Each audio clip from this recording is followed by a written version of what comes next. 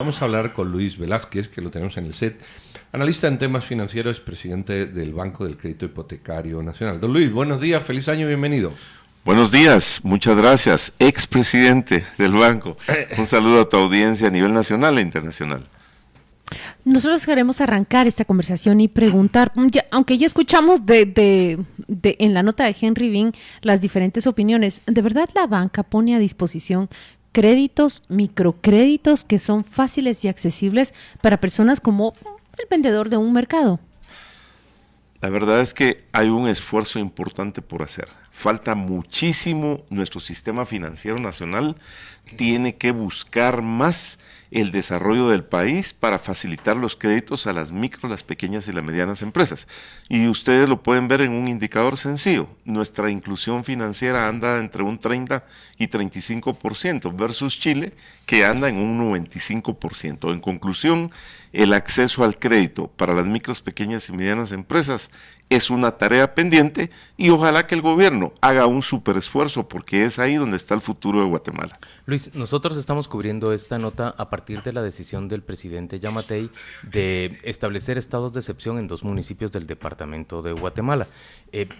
Parte de esa decisión tiene que ver con la intención del gobierno de perseguir a aquellos prestamistas o usureros que incluso usan la violencia para realizar sus cobros, y se establece que la mayoría de los usuarios de ese tipo de préstamos son locatarios de mercado.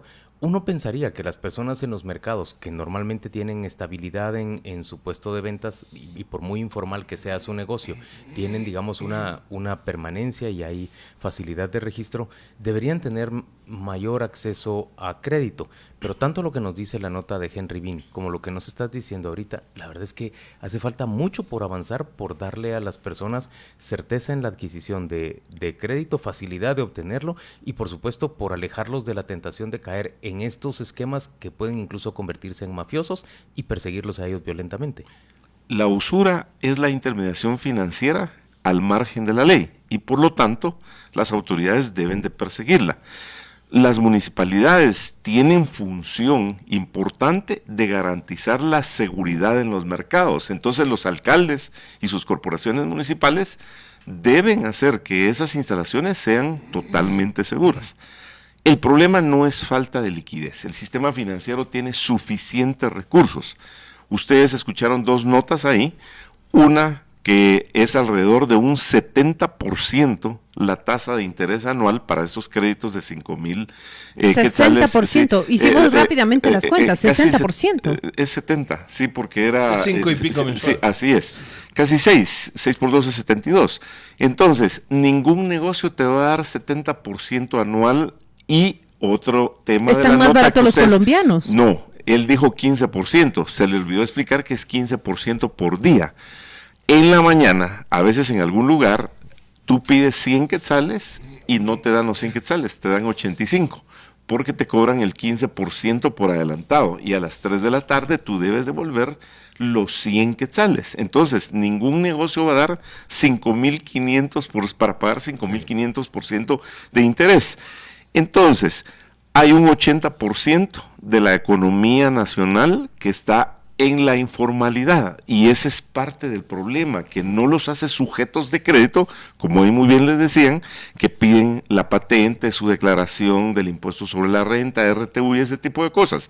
Ahí es donde hay que ponerle mucho énfasis a hacer una formalización para que esta gente pueda tener acceso a tasas de interés de un 1% mensual, es decir, un 12% anual. En Estados Unidos, inclusive las tasas de interés están bajando y en Guatemala están bajando. Es ahí donde entidades como la Diaco, por ejemplo, deberían de publicar las tasas de interés en los distintos bancos, en las distintas instituciones y entrar en una cultura de formalización. Gracias a Dios nuestra gente es trabajadora y emprendedora, está luchando por hacer una venta diaria, pero no se puede permitir esta usura porque además tiene otro problema, la violencia. Si esta gente no paga en su momento, la golpean, la amenazan, le quitan sus propiedades y llegan inclusive hasta matarlos porque usan pistolas y cuchillos para amedrentar a la gente. Luis, tú has dirigido un banco y has puesto el dedo en la llaga. una persona, por muy honesta que sea, por muy trabajadora que sea, ¿cómo la incorporamos a la actividad crediticia cuando está en la informalidad? Es decir, ese gran barranco que es el que estamos viendo que hay que salvar, ¿cómo se puede salvar? Porque si le dices, incorpórese usted a la economía formal, lleva también tanto costo que, o sea, el costo casi es el mismo en el pago del interés usurero que en meterse en la economía formal. ¿Cómo empatar ese gran problema? Sí, ¿Cómo? el dilema del empresario en la economía informal, recordemos que normalmente son micros o pequeños, es o formalizo mi negocio o me dedico a producir. Y si me dedico a formalizar, prácticamente no tengo ni para comer. Okay.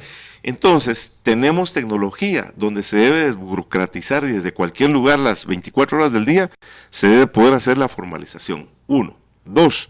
Divulgar instrumentos, como por ejemplo, el registro de garantías mobiliarias, que le permite a una persona hacer un inventario de sus utensilios, su maquinaria, todo lo que tenga, para poder trabajar y dejarla en garantía para que esto pueda ser un sujeto de crédito en una entidad financiera.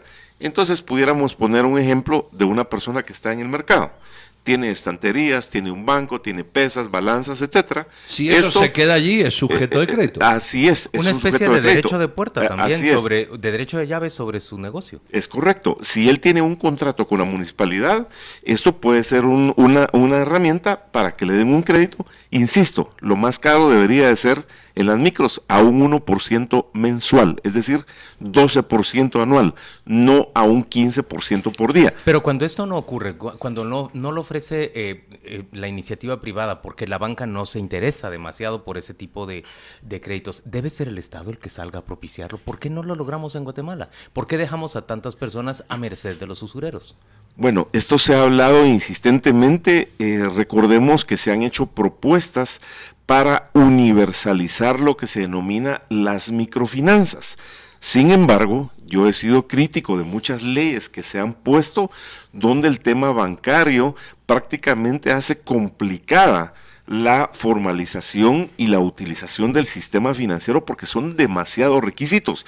Y entonces hay muchos tecnócratas que están hablando que de Basilea I, de Basilea II, de Basilea III, pero eso ya lo hicieron países que tienen 200 años de haber universalizado la banca. Entonces estamos poniendo regulaciones muy altas para gente que a duras penas sabe leer y escribir. Luis, estamos hablando, por supuesto, de todos esos requisitos, de la tramitología, que ya lo escuchamos en voz de uno de los locatarios. Es imposible, es engorroso y además es tardado. Cuando en un mercado, cuando en el comercio lo que se necesita, él lo dijo claramente, la fluidez y rápido. Pero también me preocupan los intereses. ¿Qué necesitamos para que, por ejemplo, se frene a un banco que le va a cobrar 62% anual a un prestamista de este tipo? Bueno, aquí debería de fluir la libre competencia. Ratifico, recursos hay suficientes, hay decenas de miles de millones de quetzales que están en el sistema financiero nacional. Entonces, ahí también está faltando el espíritu emprendedor y el espíritu de una banca de desarrollo en Guatemala que ofrezca mejores condiciones, porque ningún negocio, a mí si me dan al 72%, 70% anual, yo no lo tomaría, porque mi negocio no daría realmente para eso. Recuerde lo que se convirtió en un gran problema, en punto y fuente de polémica cuando se pretendió regular las tasas de interés de las tarjetas de crédito, que dicho sea de paso, se utiliza también como una herramienta de financiación para negocios de una manera rápida y eficaz. Bueno, ahí hay tarjetas que están cobrando 65 y hasta un 90%, entonces esas son tasas leoninas que realmente pero a la hora de hablar no de los desarrollo. Intereses tope se convierte en fuente de polémica, se ha llevado incluso a la Corte de Constitucionalidad. Si no es esa la vía para solucionarlo, intereses tope o regular ese porcentaje que debe pagar el prestamista, entonces ¿dónde está el camino? Bueno, el camino hay que fomentar el acceso a microfinanzas, como lo decía hace un rato. Eso fue lo que hizo Muhammad Yunus y por eso ganó un premio Nobel en Bangladesh. Y Guatemala tiene suficientes condiciones. Recordemos que tenemos más de 2 millones de cooperativistas. Y debo decir que muchas cooperativas empiezan bien dando crédito y ahorro, pero después cuando van creciendo también se convierten en tasas leoninas y le quitan sus terrenos a la gente. ¿Y por qué no eso? Fondos públicos colocados al alcance? Decís que la respuesta está en la libre competencia. Se ha dejado una libre competencia, pero digamos la verdad, en este país para la gran banca resulta mucho más atractivo e interesante prestarle al Estado porque le paga, es una paga segura y le da una alta tasa. Bueno, la herramienta es sencilla. ¿Por qué no entonces usar fondos públicos? ¿Por qué pensar que todo lo va a corregir el mercado cuando el mercado es incapaz de corregir esta clase de cosas y en cambio lo que nos entrega son mafias como la de los colombianos que están en los mercados forzando a la gente a pagarle de vuelta? Bueno, la herramienta que tiene el Estado es el Crédito Hipotecario Nacional de Guatemala, donde es el banco de todos los guatemaltecos, sin hacer regalos, sin politizarlo. Se debe fomentar el acceso al crédito a la micro, a la pequeña y la mediana empresa con tasas que sean no más allá de un 1% mensual. ¿Tiene características el crédito hipotecario sí para las tiene, hacer eso? ¿Y por qué sí no las lo ha tiene. logrado hacer en tanto años? Cuando yo fui presidente sí lo hicimos. Por ejemplo, las tasas de interés para el tema hipotecario las bajamos al 6%. No, pero estamos que hablando eso no de, lo tenía. Estamos ¿sí? hablando de préstamos ahora el tema del micro, tendero. sí, necesitas que el Estado realmente fondee y en lugar de pasar esos recursos a otros bancos que lo están captando prácticamente a una tasa de un 3%, 4% y lo están andando a un 12 o a un 15%. Entonces, esos recursos muy bien se pueden canalizar a través del crédito hipotecario nacional. Él siempre se pregunta, Pedro, siempre se pregunta por qué los fondos estatales no están manejados, administrados y gestionados a través del Banco de Guatemala. Bueno, porque hay coimas, porque hay mordidas que algunos están percibiendo. Pero vamos a ir a corte, pero a mí me quedó una duda en esa charla que tenía. Decía Juan Luis, el mercado no la arregla. El mercado sí la arregla. El mercado no fomenta a los colombianos los fomenta una mala seguridad. Y el mercado lo arregla. Lo que queremos arreglar desde el Estado, y ojo que eso es complicado, son microcréditos a personas informales. Es decir, queremos legalizar una ilegalidad. Ojo con estas cuestiones. Pero voy a replantear la pregunta al regreso y vamos a tomar algunas de las que ustedes también nos están haciendo. Vamos a volver en un instante.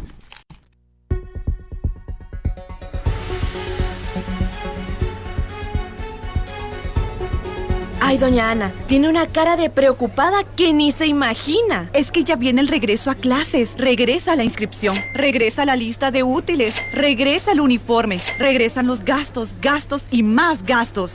Regresan las clases, pero tranquilas, porque cuentan con el crédito Amigo de Banrural. Crédito hasta 10,000 quetzales y hasta 24 meses y una excelente tasa de interés. Solicita tu crédito Amigo de Banrural en tu agencia más cercana. Banrural, el amigo que te ayuda a crecer. Decime si no te dan ganas de probar el auténtico sabor de una buena parrillada argentina. No te quedes con las ganas. Vení al restaurante Ni Fu Ni Fa. Bar de ensaladas, cortes premium, coctelería de autor y mucho más. Restaurante Ni Fu Ni Fa, zona 9 y Antigua Guatemala. ¿Te lo vas a perder? Estás escuchando Radio con Criterio por Infinita 100. Estás entre inusuales. WhatsApp con Criterio 51 55 73 64. Le vamos a recordar que estamos hablando con Luis Velázquez, analista en tema financiero y expresidente del Banco del Crédito Hipotecario Nacional. Y ex candidato presidencial también en las últimas elecciones. También es candidato presidencial, ¿cierto? Hay varios oyentes, una en particular nos vuelve al tema del riesgo, las tasas de las personas que se le presta la economía la economía informal. Juan Luis decía, el mercado no la arregla. Yo creo que el mercado la arregla. Pero ahora, ¿hasta qué punto el Estado puede arreglar un problema sin irse a la base? La base es que hay una economía formal.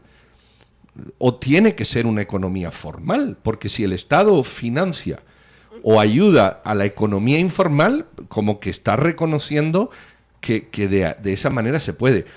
¿Cómo hacer? Aunque ya lo has explicado de alguna manera, pero se podría generar un círculo virtuoso y rápido, porque si no, no funciona, entre la economía formal de alguien que se tiene que inscribir y a lo mejor pagar una cierta cantidad de impuestos, aunque sean mínimos, y luego recibir los créditos a bajo interés, que era lo que tú decías. Ese círculo virtuoso es posible, o una cosa riñe con la otra, de tal manera, como has dicho antes, que o te dedicas a producir o te dedicas a prestar.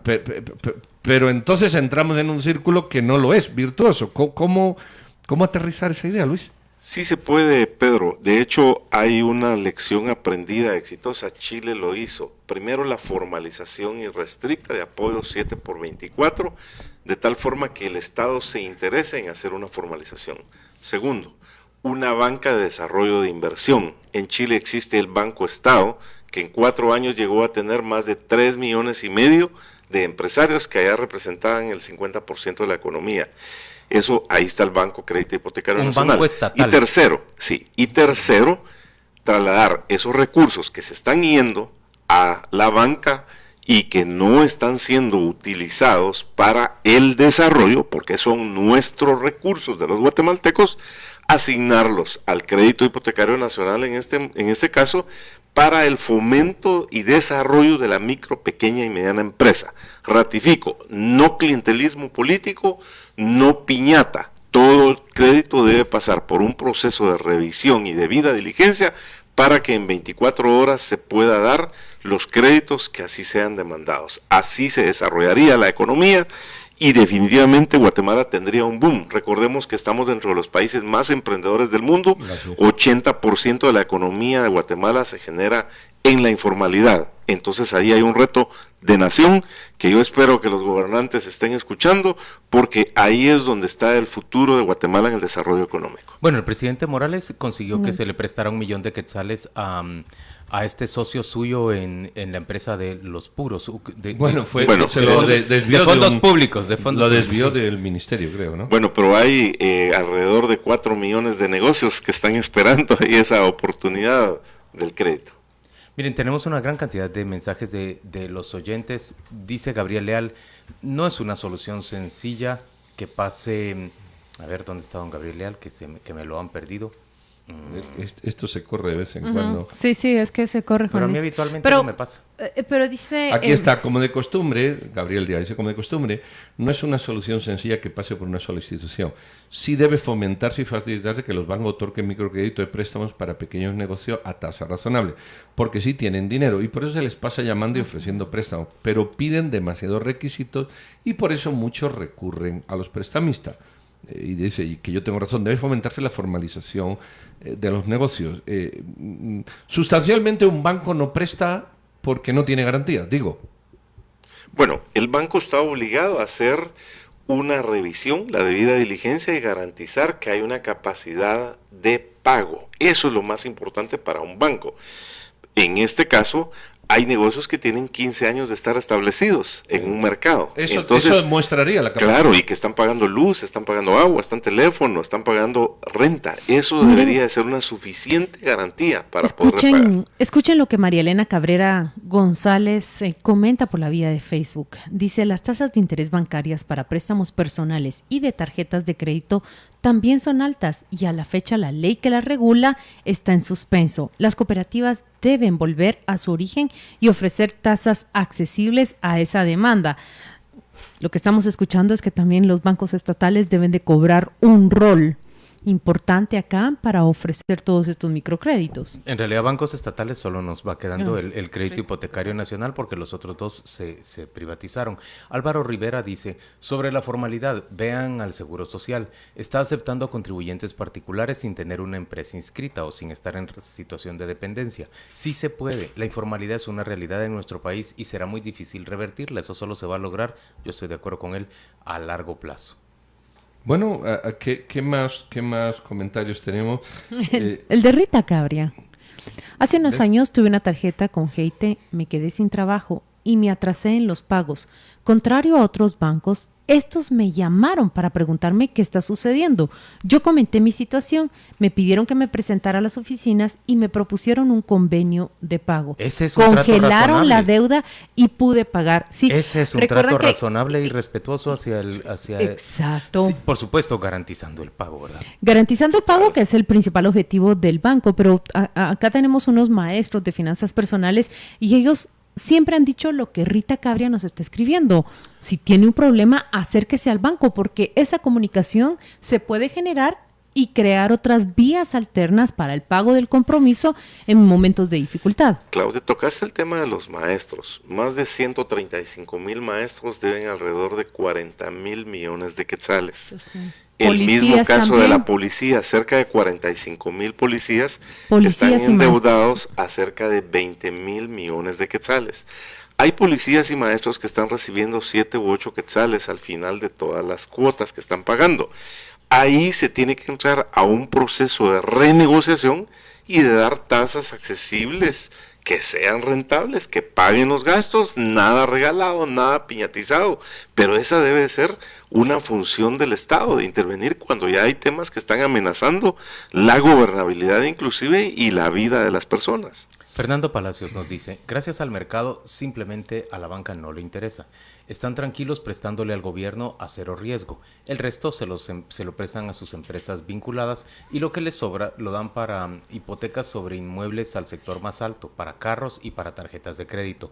La solución pasa por alternativas que el mismo sector bancario bloquea, por ejemplo, el sector cooperativo. Pero yo estoy de acuerdo con algo que dijo Luis. Hemos visto a muchas cooperativas crecer y luego adoptar las formas de los propios bancos.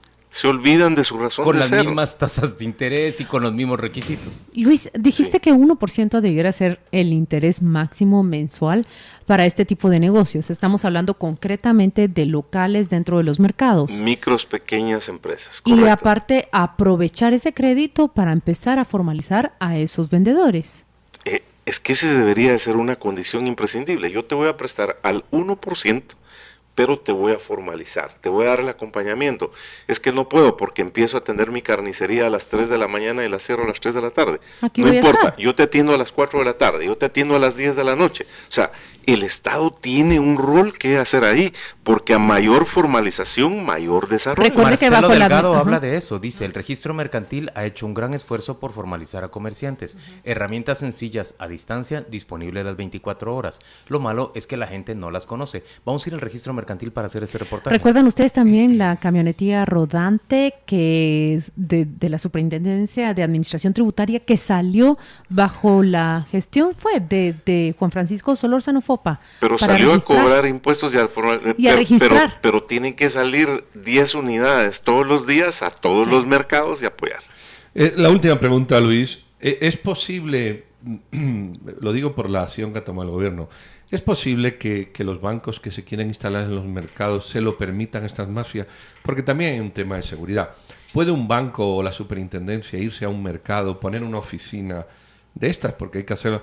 Cuando hay por lo que vimos en muchos oyentes, hay unas mafias realmente peligrosas que tampoco les interesa que toda esta optimización ocurra.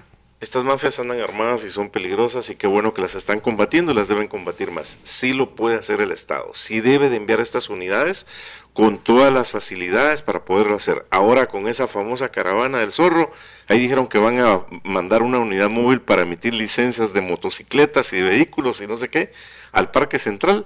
Entonces ese es un proceso complicado, pero hacer una requisición de una patente de comercio, inscribirse en la SAT, un RTU, eso se puede hacer desde un teléfono celular con toda la tecnología.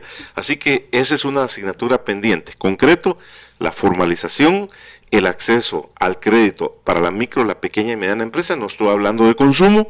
Y tercero, una banca de inversión y desarrollo. Ahí está el 80% de la economía nacional y ese es un reto de nación. Así debe terminar el estado de prevención, ¿verdad? Bueno, de hecho ya mañana es el último día. Agradecemos a Luis Velázquez, analista financiero y expresidente del Banco del Crédito Hipotecario Nacional, estos consejos y esta charla. Y antes de irnos les vamos a dar una recomendación. Gracias, Luis, por estar con nosotros. Muchas gracias a ustedes.